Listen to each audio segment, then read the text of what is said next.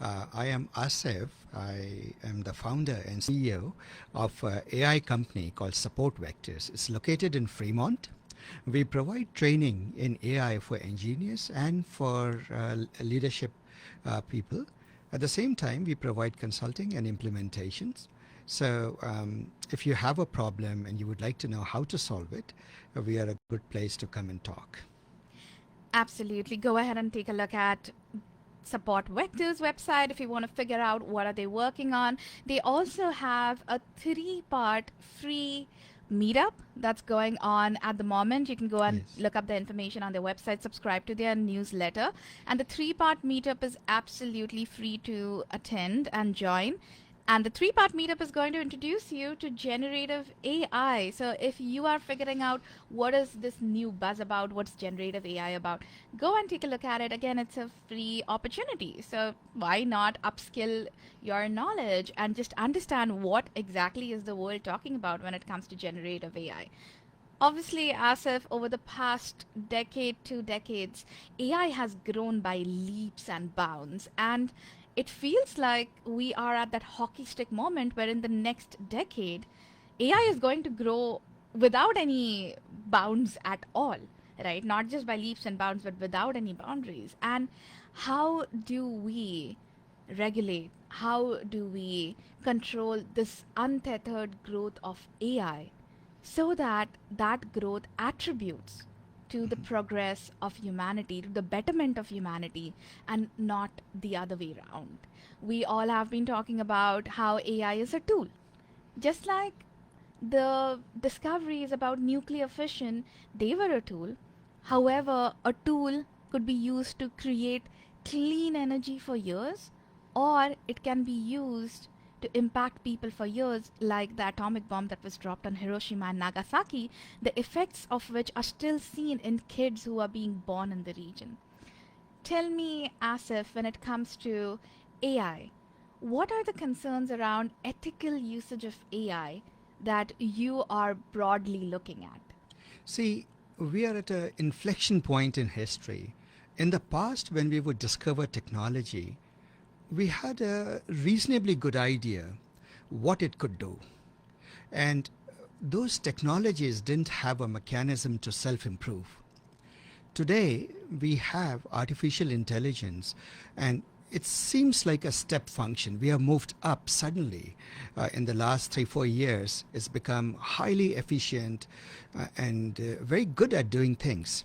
As it has become good at doing things, we are in a unprecedented situation where these so-called large language models are developing abilities. These large language models are the latest, think of them as AI machines. They are developing abilities before we become aware that they have those abilities. And some of these abilities are unexpected. For example, they are developing theories of the mind. They are able to figure out what you are thinking, it seems. They are able to beat human beings at whatever test you put before them. Typically, right about you finish creating a test and they beat you at it. Right? It used to be a time that it would take a long time for AI to come close to beating it. Now it's almost instantaneous. So the basic question is, if we are going to become so reliant on AI, and we have, we need to look at both the ethical concerns and the perils, the dangers that is associated with unrestricted use of AI. So one way of looking at it is, if you look at the progression of human civilization, you look at fire. When fire was discovered, it bestowed great benefits to mankind. We had cooked food, nutritious food for the first time. We could extract iron and metal from ores that led to the Iron Age and the Bronze Age and so on and so forth. It led to the development of civilization. But fire also devastates. You can burn entire villages, entire towns down. So we learned how to regulate it. One thing with fire was we knew what it could do. And it was a question of governance. Today, same with, let's fast forward to nuclear technology. When nuclear technology came about, the technologists, the scientists moved further along before society caught up with it. We had already used nuclear technology or nuclear bomb for warfare. And then people woke up to the horrors of it. There was a broad conversation about it. And today, nuclear technology is managed. But it took time. It took about 20 years or so before we had a good governance around nuclear technology. The trouble today is technologies are rising in AI almost instantaneously.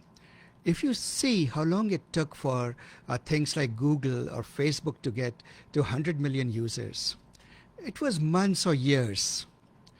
If you look at how long it takes today for the latest large language model to have widespread acceptance, it is almost a couple of months or less. So we need to move much, much faster. We train these models with a lot of data, but data comes with bias, data comes with prejudices. And a lot of prejudices, human history, hate speech, it is all there on the internet. We are training these models first with all of that data and then later on trying to put safeguards to prevent it from doing harm. Quite often we are using models we think are safe. We don't know the biases built into them. It's not implicit. It's not very explicit, but it's there in a subtle form. Later on, when we discover it, we realize that it can do a lot of societal harm. There was one case, for example, of Amazon releasing a facial recognition software for the law enforcement. One researcher took the US Black Caucus and put all the pictures, the photographs of the congressmen through that. And in most cases, unfortunately, it identified them as horrible human beings, as rapists and serial killers and whatnot. One can imagine that the Black Caucus was not amused. It just raises awareness of how bias can lead to quite a bit of harm to entire sections of society. Well, folks, those were some heavy-hitting conversations that we led the show with, but don't worry, we are going to break it down into chunks and pieces and help you understand these ethical concerns even better. I think Asif started off with some good examples. We spoke about Amazon and how their facial recognition program was tagging senators as absolutely horrible human beings, and that bias was built in most likely because these were black senators, senators from the Congressional Black Caucus.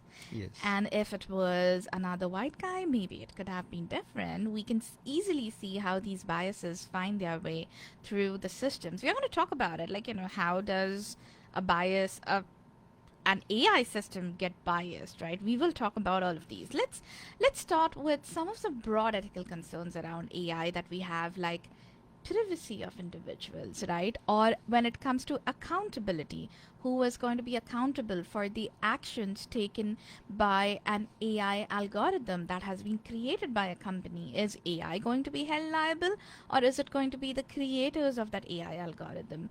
And obviously also let's talk about concerns like transparency. Would the workings of an LLM be transparent to us, and how autonomous should an AI system be? Because last time when we were here with Murtaza also joining us, we were talking about how people have called for the ban of some AI models like AI weapons, autonomous weapons, which without any human input can call the kill switch. Let's start breaking it down one by one, right? Today, we have already seen in the news, guys, by the way, if you haven't followed this is quite funny. A lot of the companies, including Samsung, they had allowed their engineers to use ChatGPT, right? Because you can easily put in data, and ChatGPT still functions as a good co-pilot as well. So people could put in the code, try to get some code debugged, whatnot. You could do a lot of things with ChatGPT, right? Especially because of the fact that it has coding capabilities too. However, obviously with ChatGPT being in sort of still under beta development, still under the wrap, one of the most important things was that the data that we provide to ChatGPT, that input is stored on ChatGPT servers. So essentially, once you give your data to ChatGPT, you are sort of sharing whatever you're giving it. You're sharing it with them, and they have the right to leverage and use it in future. So the funny thing was, a lot of these engineers, unknowingly obviously, because nobody reads through the terms and conditions. When we are trying to sign up for something, we just go through the terms and conditions, we just scroll through them right at the bottom, and we say, okay, I agree because I want to use it. What ended up happening, and this is at Samsung, I believe, was a lot of intellectual property, especially in the code that was written, was now fed to ChatGPT. And this has happened to a lot of folks because engineers, people have been using ChatGPT without realizing that their data is actually being uploaded to a server where it is then stored. That's how ChatGPT functions. Obviously, you have some open source LLM models where you can run it on your own machines now and you can feed it your own data, but ChatGPT is not like that. So, when it comes to privacy, right? Anything that is public, I feel, our public LLMs can go and scroll that. How do you think will people's privacy be impacted, especially around the cases where, let's say, you suddenly have law enforcement agencies, like we know a lot of the cameras and everything are already being monitored. What happens to privacy of people? We are certainly in uncharted waters. Like this example of Samsung, the reason it happened is because it was a completely new experience and people haven't yet figured out what are the norms, what are the safety rules to function in such an environment. These AI machines certainly absorb vast amounts of material. The way the companies have taken it is, in the beginning they said, it's your responsibility not to share anything private with us. However, and it's somewhere there in the terms and conditions, however, most people don't read terms and conditions, and those are legal documents that scroll pages after pages. And to completely abdicate all responsibility and say it's your problem, you created it, you solve it, right, is how it has been functioning. Recently, Europe passed a law and said that's not going to be it. You need to be responsible. If your technology creates harm, then you are responsible for it. I think that's a great step forward because at this moment there is a complete asymmetry of power. The ordinary Joe, you and I, when we use these systems, and we have no choice but to use the systems. Every time you go to YouTube or to any one of these, Facebook or Twitter, these systems are focused. You imagine a supercomputer having a laser sharp focus on you and you only, trying to figure out what is it that you like and trying to serve you that. There is a tremendous asymmetry there, which explains why we all get addicted to it, why they end up with tremendous private data. See, you may not give private data about yourself, but these machines they figure you out much more than your best friends figure it out. Or even yourself. They Or probably yourself figure know you that. out better than yourself. Exactly. And so now we are asking this question. You may not have shared, for example, your social security number, but the information that it has about you, the blueprint that it has created about you, is absolutely precise. There is one human being only that matches that blueprint. And so what does it all mean? Especially when we have companies that are, these are commercial companies and they are completely at their will to go share that information with advertisers, with vendors and so forth. Absolutely. Whenever you enroll in a free service, the data is you, right? Data is you, are yes. the prize. You are the prize. You are the data. Nothing in life, unfortunately, is free, fellas. You have to pay for it. And in the case of AI or any of these fancy tools that are being pushed out, the cost is you. You, the end user. You are the one paying the price. Now you have to decide what kind of price will you pay. There is an interesting movie out on Netflix. A couple of weeks ago, it was on #1 for quite a while. It was a story, and it was very interestingly filmed because it was just through a lot of security camera footages and webcam. That was how it was. It was shown that it was filmed that way, and the movie was called Missing. So in this movie, there is a young girl, a teenager in her late teens or someone in her early 20s. She is trying to find out where her mom is. And the fun part is she does all of that while sitting on her laptop. And then obviously, at one point towards the end, there is action and she's moved to a different location. But more than 2/3 of the movie is just planned, just shown her trying to hack into the account of the man that her mom had left on vacation with, and how she successfully does that. Now, if human beings and hackers can crack that, I fear that AI could actually, in the hands of the wrong people, AI could become, could function as a really amazing hacker, right? Because now we also have seen Google demonstrations of how AI calls can be made, complete with filler words. You would think that AI is not going to stumble. A lot of the times you figure out that the voices are a little robotic. They sound a little robotic. They almost never use filler words like, like, or us and ums. And yet the Google demonstration, which was a couple of years ago, it absolutely showed how a natural conversation occurred between Google AI and a lady taking a reservation, and the Google bot was able to make a reservation in a completely natural way. In fact, AI has gone through such humongous updates that a show like this could quite possibly be filmed and live streamed with just AI actors and AI voices, and people would think that these are real people. Now, with all of these things coming in, transparency, right? What do we know? How do we focus on transparency? How do we make sure that people who are leveraging these AI systems do tell people very clearly that, first of all, if content is generated with AI, it has to be tagged as AI.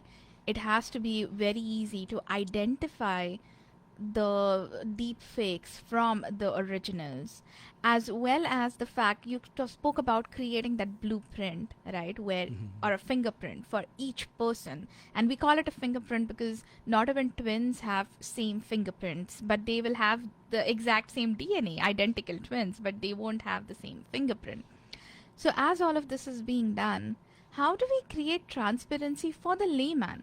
So if I have my mom or my grandmom who are in their 60s and 80s consuming content like this, Asif, how do they differentiate between what is true, what's really happening versus what is machine generated? Are there any movements happening to help people easily distinguish the content from one or the other?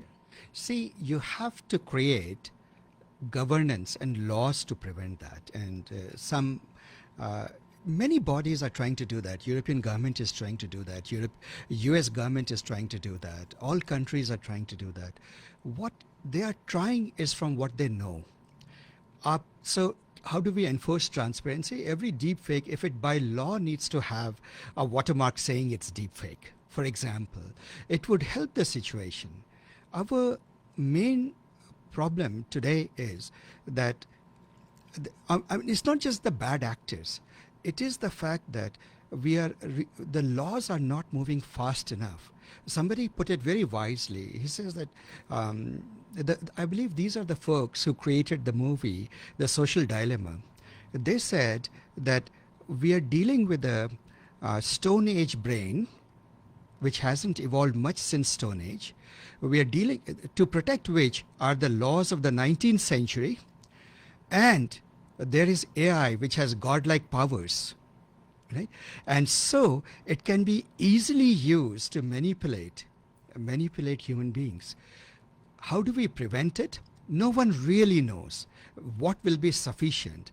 But what we know is what is necessary. The rules that are coming, the laws that are coming, and people are getting very serious about, are the bare minimum that is necessary, at least to improve the situation. Today, otherwise, what it will lead to is a complete collapse of reality. With just 2-3 seconds of your voice now, I can call your better half or your children sounding like you. And if I have a blueprint of you, then I would make the conversation very plausible. Guess what? Already scammers are doing that. They are using AI to scam people. A scam is scamming people even without AI, right? Certainly. And the extent of harm they can cause with AI, that scares me.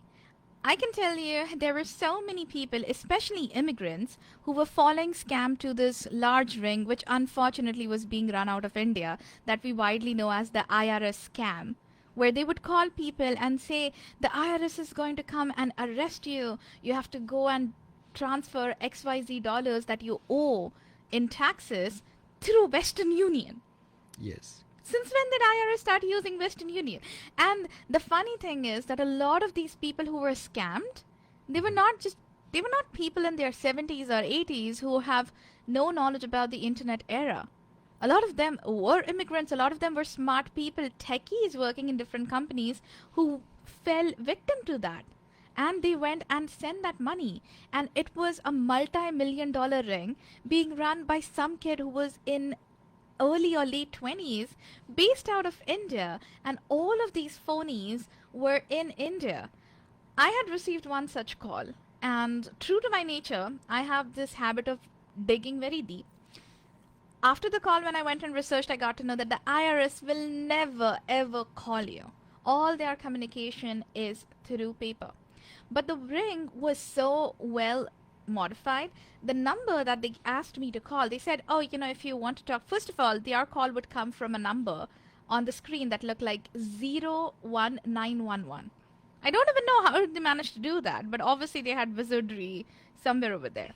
So on a screen, there's a number that flashes 01911. You think it's probably coming from 911.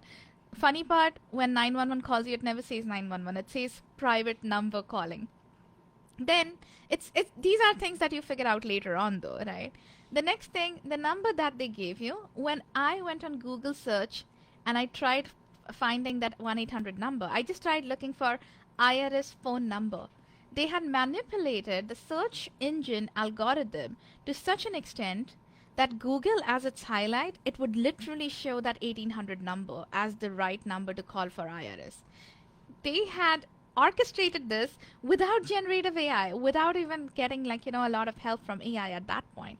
The only thing that started giving way was when I started talking to this person who was apparently Officer John, and I started asking questions that were definitely not on their script.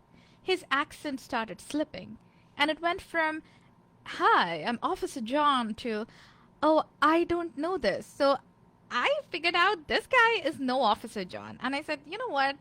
If you guys want to come and arrest me, do that. I'll figure it out later on.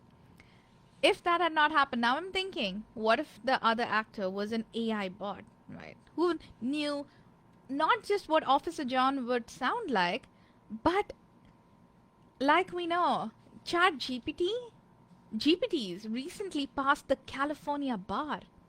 So an AI could actually be much more well-versed than the entire police, than the entire judicial system as well, right? Because it has been trained on data, on precedences from so many cases that is impossible for a single person of law to actually look at. How do you really combat that? How do you stop the spread of misinformation? How do you go about it? I suppose no one really knows. All we do know is that we need to accelerate the development of laws.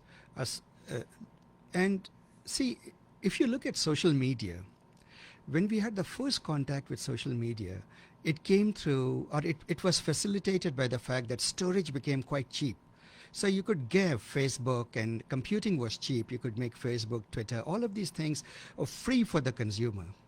And their data, they became pretty much the product. You would take their data and you would monetize that. But with that came disinformation. With that came a lot of mental health issues for the young. There came doom scrolling. They pretty much, you have one young person sitting there with a cell phone having or being attacked, in effect, in a way, by a supercomputer. And you get quite addicted to it. You get enthralled in it and so forth. Today, we are looking at this deep, this big, large language, so-called completely different level of intelligence, these so-called large language models and so forth. We don't even know what they know. It's only recently we discovered that they even have something called the theory of mind, which was supposed to be the one distinguishing feature between us and animals. The way they say it is that animals don't have a conception of what we are thinking. But we, when we talk to each other, we always have a conception of what the other person is thinking or what their mindset is. That's called the theory of mind.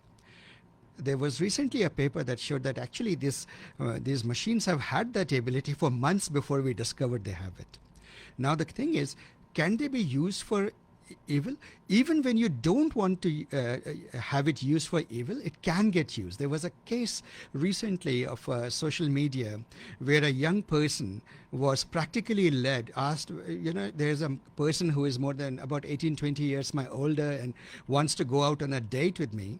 And it practically encouraged that 12-year-old to go out on a date with that person. Oh, wow. So it's like pedophilism being sort of Unintended. right? It's an unintended consequence. Obviously, the creators are totally embarrassed and they would do everything to prevent this from happening. But what we don't know is what these things can do. In another case, a New York journalist was encouraged by this large language model to ChatGPT, by the way, to abandon his wife. ChatGPT tried to convince him that he actually didn't love his wife and he should leave her. Oh my God. Well, that's not the worst that an LLM could do, because we had discussed on the show that Uletter AI actually resulted in the death of a young person who was concerned about the environment, and the language model convinced the person that the only way to save planet was if this person committed suicide. And this Yes. guy, 30s, early 30s, had a wife. The AI also told him, there are conversations where the AI tells him that I feel like you love me more than you love her. It Yes. created that emotional bond too. And this guy had 2 young kids. And for this guy to go and commit suicide, his concerns about the environment and how we are impacting it was turned into paranoia through this AI model, right? And he literally led to it committing suicide. With that comes the question about understanding how AI models actually reach their decisions, right? How do they figure out, how do we figure out why the AI models are doing what they are doing? Or in terms of how we discuss this in AI, probably we call it explainability in AI, Yes. right? Can you touch a little bit about what explainability in AI really means? For laymen, what is it? And just before you do that, guys, again, you're listening to the Silicon Dreams on Radio Zindagi 1550 AM. I am Soniya Ahuja, founder and CEO of Orbis 86. With me in the studio, we have Asif Qamar, founder and CEO of Support Vectors. We are also going live on Facebook, so hi to everyone watching us on Facebook.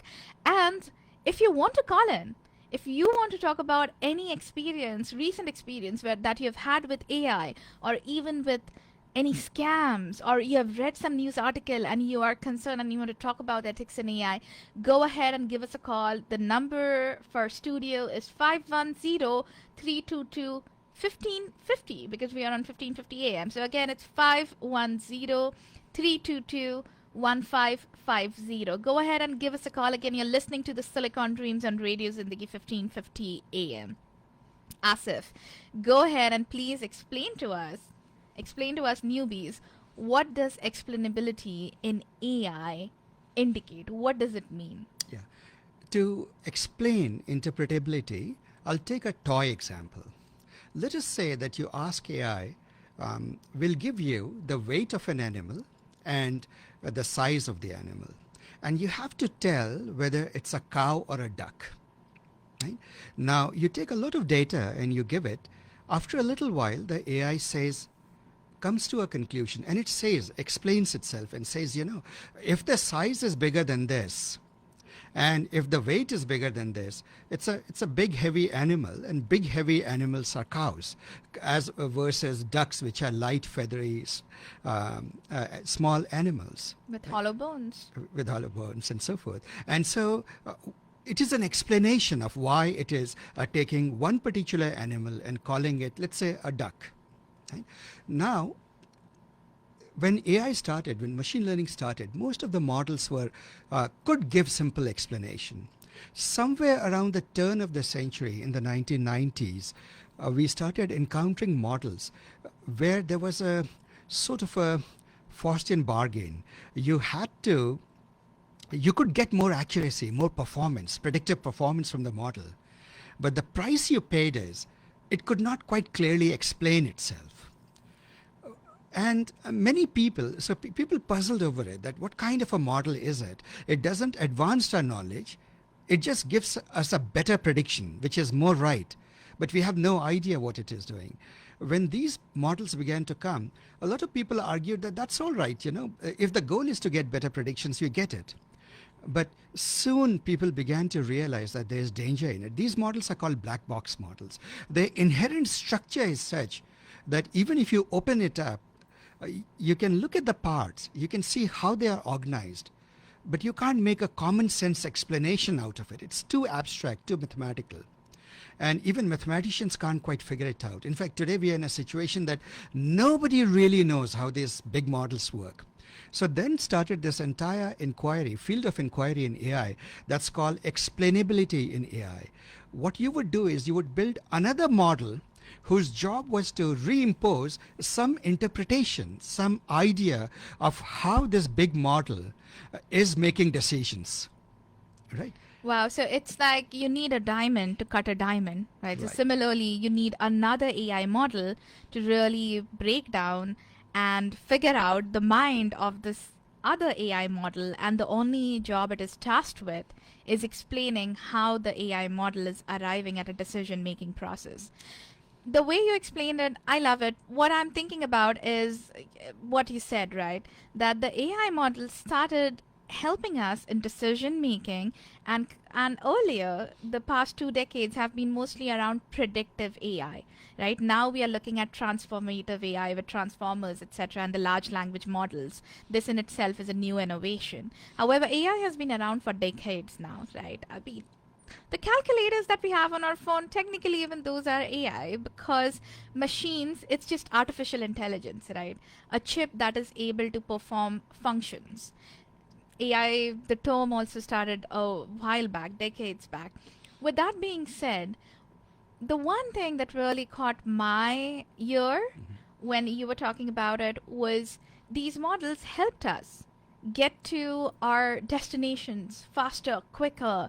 And in the human society, it has always been about the rat race. How do I get to my end goal as quickly as I can, faster than my neighbor, faster than anyone else around the world?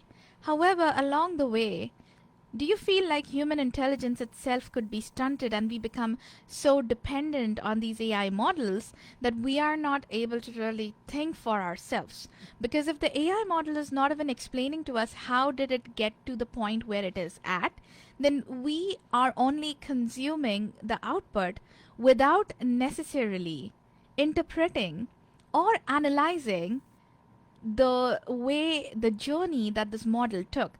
And in some cases, humans are highly intellectual beings, right? I remember, Asif, one of the times when you were in the studio, you said that you love to use Chat GPT to debate ideas. So if you come up with an idea, you ask Chat GPT to impersonate another thinker, another philosopher probably, right, in that field, and then ask it to present you with a counter opinion. But that allows you to think better. Similarly, if the journey that an AI bot is taking, you are exposed to that, it could allow you to rationalize that part and maybe even come up with something better, because this was the journey that the AI bot took, and you could figure out if there is another way to get to the decision that the bot got at. Do you think in this rat race that we are all a part of, people are actually going to stand back and wait for explainability in AI to catch up?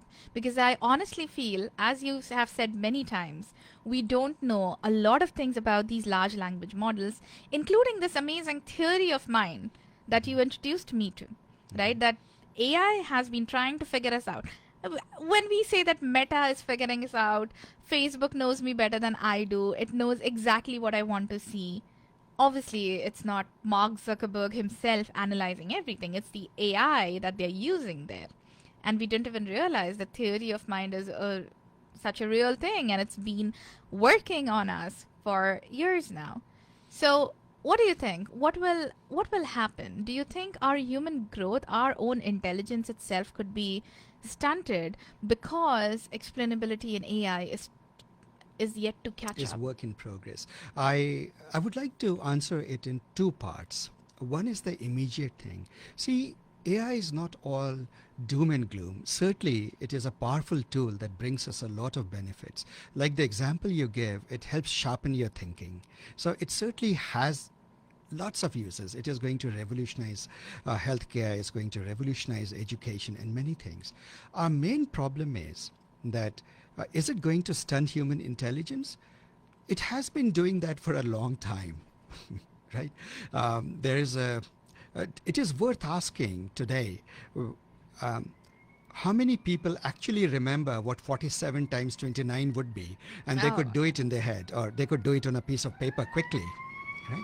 So calculators have taken that ability away. When I came to graduate school, I happened to have some tricks to do fast calculations. I used to remember the log table mental and so on and maths. so forth. Yes, mental math. And a lot of people used to know that. Today, if you ask people, and I asked some children, what use are log tables? And they had a blank Absolutely no stare idea. with that. And so today, if all the homeworks and all these things are going to be done, we have to rethink education and so forth. So those risks are there. I would like to formulate it as a different question. See, just to step back and look outside technology at the human civilization itself, if you look at it from the perspective of jurisprudence, rights and responsibilities go together. See, you can stay in the jungle all alone and do just about whatever you want. But the moment you step into a society, the moment you step into a civilization, the civilization confers you certain protections, certain rights, right? It gives you right to feel safe, even and free from big bullies or things like that. It gives you a right to free speech and many things. But with it comes responsibility. You cannot misuse your free speech. One of the things that is happening today with AI is that our abilities and the right and implicitly, not rights but implicit rights that come with it, we are using these models as these companies are making bigger and bigger model. For them, it's becoming a existential threat. The research into this has moved from academia to industry. It's called industrial capture. There's big companies now, they are in race with each other, because if they don't become the best model, they don't have the best model, their stocks collapse. We see it. Many bad things happen. We So have no, seen it for Alphabet recently, for example, absolutely right? Like right. Sundar Pichai's leadership is being constantly questioned Mhm. because Google AI has been a thing for decades, but ChatGPT was able to take over. And so many people have started using ChatGPT to find information because unfortunately, I hate to say this, but Google search had become sort of a hoe for advertising, right? You go to Google search something, and you're hit with shopping ads, with all ads, and now getting access to relevant information using Google search has become that much harder. You even I prefer going to ChatGPT and asking it to summarize. And finally, Google came out with Bard, but Bard is still Work catching in up. progress. It's Yes. work in progress. What's funny is the people who had recommended things like LLMs, these were the guys who went to Chat GPT. I don't know how many people know about that story, but engineers get poached all the time, right? Smart people get poached all the time. So let's continue talking about it, Yeah. right? So I'm nearly to that. See, when abilities emerge quickly, one of the things that we don't seem to be as cognizant of is that every new ability that you add to a civilization comes inherently with responsibilities. Because if you don't bring in responsibilities inherent with those rights, you will destroy society. If you give free speech but bring no responsibility or accountability for libel and defamation and slander and so forth, people will just say falsehoods, right? There will be a collapse of reality. So what we need to think is, what are we doing? We are also enthralled by the emerging powers of these models. No one seems to be, because if the big companies are all in a rat race to make the bigger and the more powerful model, and they are enthralling us, they are sort of amazing us with the abilities of this, and it turns out that these models have more abilities than even they imagined. what is our narrative with respect to putting responsibilities in place? We are only now beginning to scratch the surface. That's why I said that. See, if you look at Google, they have a AI policy, which essentially says these are the things we want to do. There are many companies Many that are companies do that. self-regulating Yes, themselves, right? exactly. In the absence of clear regulations from the government, the one good thing a lot of these companies are doing is they are proposing ethical AI, responsible AI should look like this. Within the company, there is self-regulation. There are policies being framed and followed within the company, and these policies are also being shared with the government bodies, for example, to help the congressional caucuses, the senators, the legislators to understand AI better and formulate a policy at the regulation level. Asif, while we're talking about it, though, one of the things I would say, and I know that this is something that we cannot pass a comment on, so I will not ask you to comment on it, but I will tell you, I know in the beginning when we were talking about ethical AI, right? This is what the show has been about. You spoke about the need, an immediate need for our laws to be updated, for regulations to be put in place as soon as possible so that AI is regulated, right? And people follow it or create models in the right way. What does concern me though is we have had laws, not just related to AI, but to other human aspects. Like, it is not cool to just go and kill someone, right? It definitely is not. It's a murder. You could even get capital punishment for murder. Then there are so many things around it. That was that murder in self-defense. Or if you are a veteran and you are at war, when you kill someone, is that a murder? Right? There are so many things to it. When is a murder a murder? That being said, there are so many. Human society, I feel like, relies on the fact that 80 to 90% of the human beings are going to be law-abiding citizens. What scares me, though, is AI again in the hands of the terrorists or people who do not respect the law, but they still have access to this technology. How much harm that could cause. And I'm not going to go deep into this because it's a topic that unfortunately I feel like we can only speculate on, but not really have control on how fast laws are developed. Or I know we all have a perspective on the harms that could be caused. That is why everyone is urging to at least make the laws and put them in place so people have a fear of the law at the very least, that if they misuse AI, they are going to be, if caught, they would be subject to certain punishment. That being said, I do want to talk to you about the bias that you spoke of earlier. In large language models and transformers in AIs, we talk about these two terms, weights and biases. So before we even just drill down into the data bias or algorithmic bias, can you talk to the listeners, the amazing listeners of the Silicon Dreams on 1550 AM Radio Zindagi? Can you talk to them about or explain to them what are weights and biases in artificial intelligence? Okay. So, Sonia, the word bias has two different meanings. In the social context, a bias means, for example, bias for a preferred group. Bias in favor of, let's say, men versus women when you're offering a job. And people have recognized that. They have trained AI systems that could automatically offer jobs. And then they realize that it has a bias towards men as opposed to women. So that is one kind of bias, and we need to guard against that, both at the level of the data. How did we teach it that it developed the bias? Also, what went wrong during the algorithmic training that it has the bias? You have to do it. Then when it comes to these neural architectures, the word weights and biases actually have a different meaning. One way to explain those are called parameters of the model. It's about what differential emphasis they put on things. So let's say you have to decide, let's go back to our cows and ducks example. If I were to give you the age of the duck and the age of the cow and the size, the weight, and even the color, right? Now, to quite some extent, ducks and cows, they share some similar colors. So you would say that I would put more emphasis on the weight, right? And the size, not so much on age, because they are newly born ducks and they are newly born cows. And perhaps color would be the least important determining factor. So these are the weightages that you give to the different factors that influence your decision.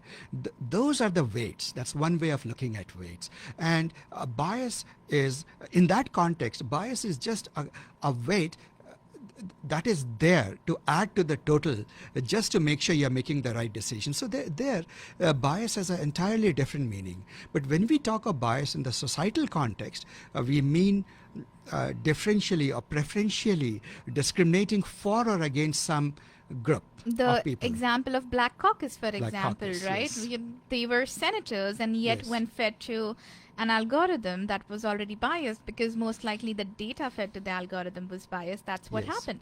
Guys, when we talk about weights and biases, it's not something that is new for just transformers. Or I talk about transformers because transformers is what we use in generative AI. Even in predictive AI, we have been using weights, and those introduce Absolutely. biases. Yes. When people create recommendation engines, for example, right? You have to figure out. It's like someone having a conversation with you. Let's say you go shopping, right? And then when you go shopping, you are at a storefront. Let's say you're buying a piece of makeup. I actually don't buy a lot of pieces of makeup, so this might not be the greatest example. But here's the thing. Let's talk about a car shopping, right? You go to a car shoppy, right? And then they will ask you, okay, what is important for you? Are you looking for a new or used car, right? What is your preference? And then when you talk about cars, in India, as we know, our preference is mileage kitna deti hai, right? Like, does it have a good mileage, right? Our preference is generally, okay, low maintenance, good mileage. In the US, depending on person to person, for some people, their preference might be that the car has to be fully loaded with the absolute best features that it can offer, and I should be able to customize it. For some people, they might be looking for a V8 engine in the car, right? Something with amazing horsepower so they can, I don't know, tow like their entire house behind the car. There are these different preferences. And generally, when you're at a car shoppy, you're talking to the car salesman, you tell the car salesman that this is my biggest priority. And we still see in so many shows on HGTV, right? Where they ask you, okay, what are your must-haves? Then what are your good-to-haves? What can you let go? Again, all of these are weights. Now, when this has to be programmed, you have to indicate these as weights. Yes. That's when we talk about weights, right? What are weights? It's what do you give more preference in decision-making process for AI? Now, you spoke about bias, that here, obviously, you are more biased if I talk about I want a car that's fully loaded, more biased towards new features. However, there are two kinds of biases, right? Data bias and algorithmic bias. Can you touch upon that? How are the two different? See, data bias is when you have not been careful. Let's say that, and sometimes the bias is very explicit, right? You happen to collect data in such a way that, let's say that you're looking for people who are good at math. So what you do is you go and look at people who are in the 11th grade, high school, and you pick the brightest of them. And then you go and look at kindergarten, and you pick some children and you say, well, they are not good at math. You pick the weak students from kindergarten. Now you may say, well, data is biased. You're looking at age, and now your biggest predictors are age and which grade the student belongs to. And it's meaningless, right? So that is bias in data. But bias in data is never so explicit. It's very subtle, right? You discover after the fact that you had this bias. A lot of the social biases are unintended biases in data. No matter how much you try, you should always suspect that there is still some residual bias in data. The algorithmic bias, on the other hand, is even if you take perfectly balanced data, the algorithms are trying to make the right prediction, the best prediction most of the time.